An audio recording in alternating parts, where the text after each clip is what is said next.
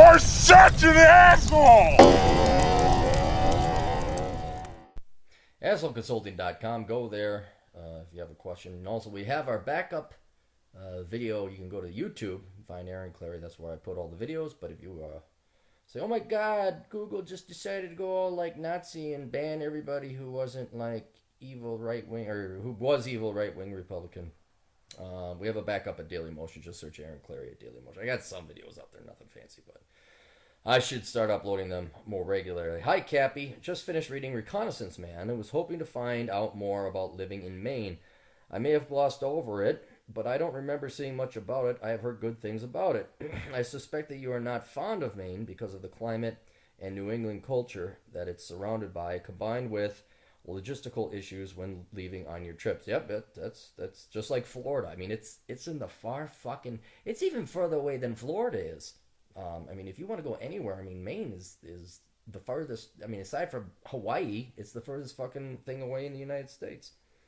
I would like to know about the economy of Maine, probably small job market, and also any specific states to see if I ever make it there. All right, well, look, here's the deal with Maine and why Maine didn't make it into if you haven't read Reconnaissance Man, basically I take the United States and I whittle it down. There's a map and we start blocking out states, and in a very methodical and logical manner I whittle down through various traits like taxes, leftist mentality, job, all this other stuff, and I will, okay, here are the candidates that a young man or a woman should think about planning routes, because these are the states that offer the most opportunity and the most happiness in life. And there's some great places like New Hampshire, Vermont, Maine. Beautiful places. Nothing wrong with them. They got the Appalachians it's the Appalachian Range. There's Baxter State Park in Maine. It's a very beautiful state, but because of logistics, just like Florida, it was taken off the list. Now, Florida stays on the list because there's a lot to do in Florida, and it doesn't have state income taxes.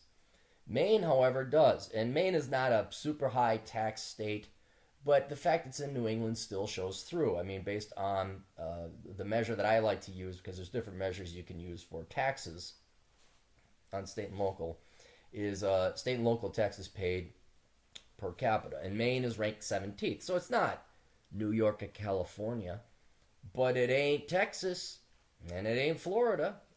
And if you're a successful or a hardworking individual, I mean, yeah, you're going to pay your sales tax and you're going to pay your property taxes, but it's the income taxes. That's the huge thing, especially for my listeners and viewers, because we want to be better than average. We want to make more money. And so if you make more money, you're obviously going to pay a disproportionate amount of your income taxes. So Maine, it's beautiful. I've never been there, but I saw pictures, and I have a buddy, Paul. Paul, he lives in Philadelphia, and he's a big hiker.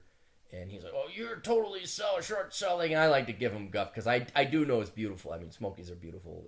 North Carolina, very beautiful. But I never tell him that. My 5,000 foot mountain. Ooh, look at anthill. So these places are very beautiful during fall, but because of its general politics, it's obviously not as leftist as Massachusetts. Its remoteness. You can't get there. Now, two other things. The economy and the weather. The economy, fishing, lumber, you can look it up. It's not booming. It's not busting.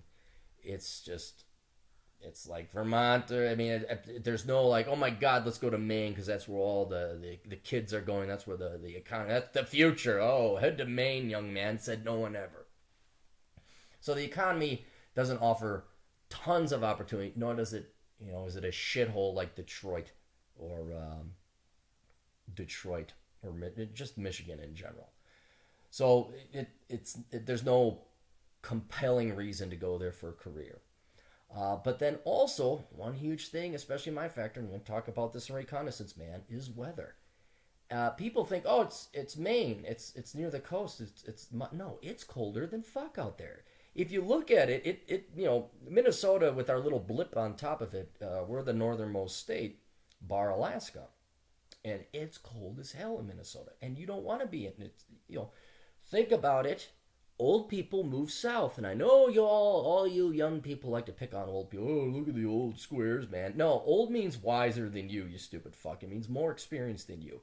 And I don't know about you, but I like to learn from my elders, and if they're moving south, that tells me something. You don't say, oh, I'm going to move up to New York or Maine. They move south to Florida. They move down to the Carolinas. They move down to, a fair amount of people are going to Mississippi and Alabama, or Arizona. So Maine, and I've talked to people, especially some military guys, they're like, it's colder than hell there. It's freezing their ass off. Below zero temperatures? No. And you get even further up into it, you're getting into a remote area. You think New England, it's all heavily populated. It turns into sparse nothingness. You got Bangor. What are some other towns? Yeah, Bangor. I think that's about it. And then you go up into the hinterlands. You worry about hitting elk. That's a big problem up there. And if you're a hunter or a fisherman or you don't mind the cold, cool, maybe Maine might be for you. But if you are like me and presumably everybody else and you get a little bit older, you're like, fuck shoveling snow and fuck traffic in the snow and fuck freezing temperatures and fuck below zero, Maine is not for you. So when I go into the book, Reconnaissance Man, I tell you, I provide a disclaimer up front saying, look, this isn't the universal end-all be-all. Just because I like Colorado and South Dakota and Arizona doesn't mean you will. I'm just saying, in general, these are places I'd recommend you go. Maine could be, I use Delaware as, I kind of pick on Delaware.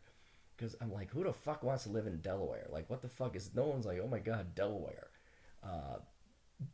But you could maybe Delaware is the perfect place for you. Maybe God has it in, you will find your people. You will find your tribe in Delaware.